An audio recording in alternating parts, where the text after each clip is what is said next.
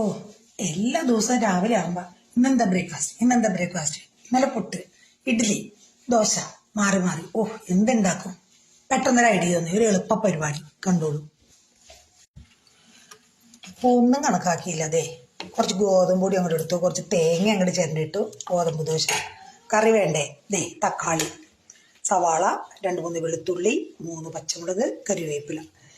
ഒരു കാര്യം ചെയ്യാം, ഗോതമ്പ് ദോശയും തക്കാളി ഫ്രൈയും ആക്കാന്ന് വിചാരിച്ചു ഇന്നത്തേക്ക്. ഒന്നും ചിന്തിച്ചില്ല, ഒരടുപ്പിലേക്ക് ദോശ ഉണ്ടാക്കാനുള്ള തട്ട് വെച്ചു, ഇപ്പുറത്ത് തക്കാളി വാട്ടാനുള്ളതും വെച്ചു. ഇവിടെ സവാള വാട്ടാൻ എണ്ണ ഒഴിച്ചു, ഇവിടെ ദോശ ഒഴിക്കാം.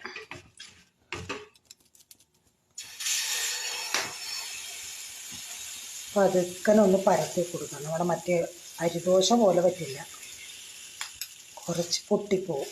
അപ്പോൾ വളരെ സാവധാനം പരത്തിയില്ലെങ്കിൽ ആ സാധ്യതയുണ്ട്. അതവിടെ കിടക്കും. വെളുത്തുള്ളി ഇങ്ങനെ കുഞ്ഞായിട്ട് അരിഞ്ഞു. ഇനി ഈ 3 പച്ചമുളക് ഒരുപോലെ അരിയും. ഇത് കരിവേപ്പിലയും കൂടി ഇട്ട് നമുക്ക് സവാള ഒന്ന് മാറ്റാം. ദോശ ഇവിടെ വെന്തിട്ടുണ്ട്. വെളുത്തുള്ളി ഇടാം, പച്ചമുളക് ഇടാം, കരിവേപ്പില ഇടാം.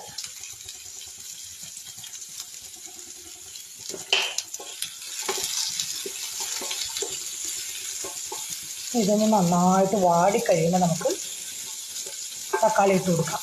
പെട്ടെന്ന് ഉണ്ടാക്കാവുന്ന പരിപാടിയാണ്. ദോശ ഒന്ന് ഇങ്ങനെ വെന്ത് കഴിയുമ്പോഴേ കുറച്ച് വെളിച്ചെണ്ണ ഒന്നിങ്ങനെ ഒഴിച്ചു കൊടുത്താൽ ഒരു ടേസ്റ്റ് കിട്ടും. അത് വേവണ സമയം കൊണ്ട് നമ്മളിവിടെ തക്കാളി അരിയുന്നുണ്ടേ.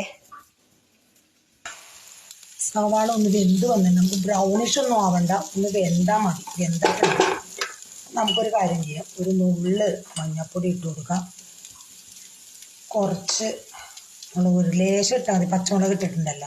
ഇനി നമുക്ക് ആവശ്യത്തിന് ഉപ്പ്. ഞങ്ങളിത് കുറച്ച് ഉപ്പ് ഇട്ടിട്ടുള്ളൂ, ഇവിടെ പ്രഷറൊക്കെ ഉള്ള ആൾക്കാരാണ്. അപ്പോൾ അതുകൊണ്ട് ഉപ്പ് കുറച്ച് ഇട്ടിട്ടുള്ളൂ. ഒന്ന് നന്നായിട്ട് ഇളക്കി കൊടുക്കാം. ആ മുളക് പൊടിയുടെയും മഞ്ഞൾപ്പൊടിയുടെ ഒക്കെ പച്ചമണമൊക്കെ ഒന്ന് മാറിയിട്ട് നമുക്ക് തക്കാളി ഇട്ട് കൊടുക്കാം. ഇവിടെ ദോശ വെളിച്ചെണ്ണ ഒഴിച്ചു കൊടുത്തു.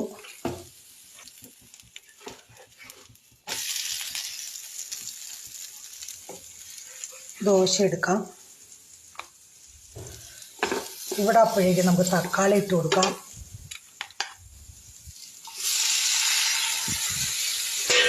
പെട്ടെന്നുള്ള പരിപാടി, വേഗം ചെയ്യാം.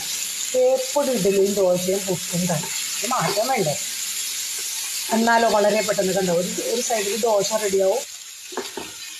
നല്ല കോമ്പിനേഷനാണ് ഇപ്പോൾ തക്കാളി റോസ്റ്റും ഗോതമ്പ് ദോശയും. പിന്നെ ഗോതമ്പ് ദോശയുടെ സാമ്പാർ നന്നായിട്ട് പോകും, ചട്നിപ്പൊടിയൊക്കെ പോകും. നമ്മളങ്ങനെ ആരും അധികം ഉണ്ടാക്കാത്തതുകൊണ്ടാണ് ഗോതമ്പ് ദോശ. തേങ്ങ ഇടാണ്ടും ഉണ്ടാക്കാം, ഞാൻ കുറച്ച് തേങ്ങ ഇട്ടുമെന്ന് മാത്രം. തേങ്ങ ഇടുമ്പോൾ ഒരു ടേസ്റ്റ് കൂടും. അങ്ങനെ നമ്മുടെ ഗോതമ്പ് ദോശ തക്കാളി ചമ്മന്തി റെഡി.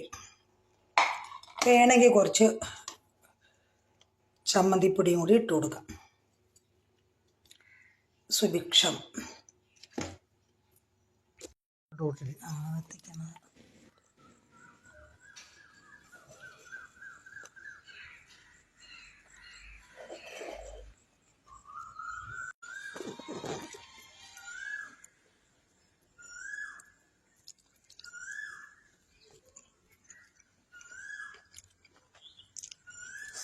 സൂപ്പർ.